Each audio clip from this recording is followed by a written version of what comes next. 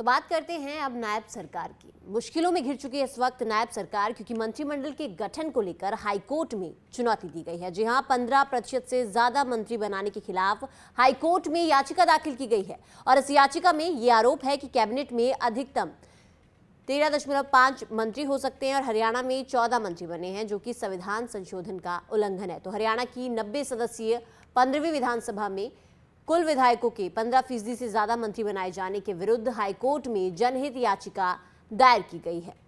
आपको बता दें कि पिछली सरकारों में भी ऐसी जनहित याचिकाएं दायर होती रही हैं।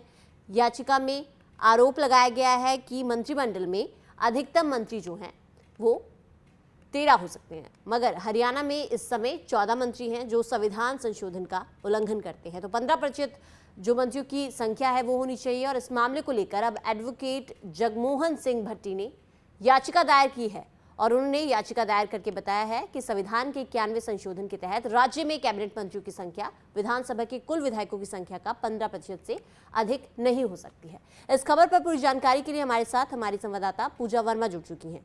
पूजा, नायब सरकार अभी कल ही उन्होंने शपथ ली और उसके बाद अब वो जो है कि मुश्किलों में भी घिरती हुई नजर आ रही है, क्योंकि उनके मंत्रिमंडल गठन पर याचिका जो है वो दाखिल की गई है। क्या कुछ पूरी जानकारी इस खबर पर है? देखिए अनुराधा, इससे पहले भी इस तरह की जो याचिकाएं हैं वो पंजाब हरियाणा हाई कोर्ट में दाखिल की जाती हैं और अब एक बार फिर से एक जनहित याचिका दाखिल की गई है, जिसमें ये कहा गया है कि हरियाणा की 90 सदस्यीय 15वीं विधानसभा में कुल 15 विधायकों के से ज्यादा जो मंत्री हैं वो नहीं बना सकते।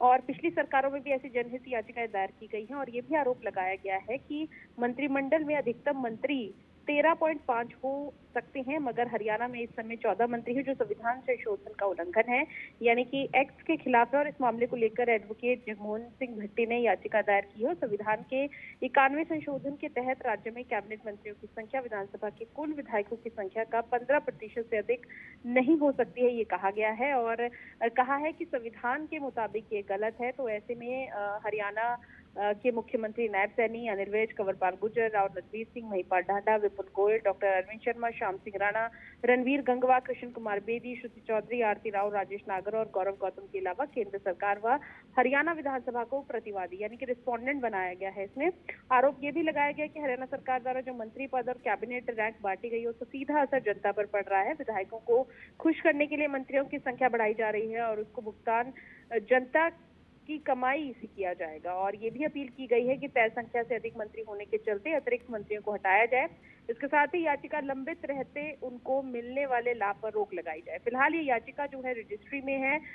इस पे अगले सप्ताह जो है सुनवाई हो सकती है, क्योंकि सैटरडे संडे है, तो ऐसे में कोर्ट में छुट्टियां हैं। तो छुट्टियों के बाद हम मंडे या ट्यूसडे को एक्सपेक्ट कर सकते हैं कि इस याचिका पर सुनवाई हो। जी बहुत बहुत शुक्रिया पूजा इस खबर पूरी जानकारी के लिए। यानी कि कल ही शपथ ग्रहण समारोह हुआ और उसके बाद अब नायब सरकार जो है वो मुश्किलों में घिर चुकी है। अब देखना होगा कि इस याचिका में क्या कुछ आगे होता है, क्योंकि अभी कार्रवाई जो है वो इस पर करना बाकी है।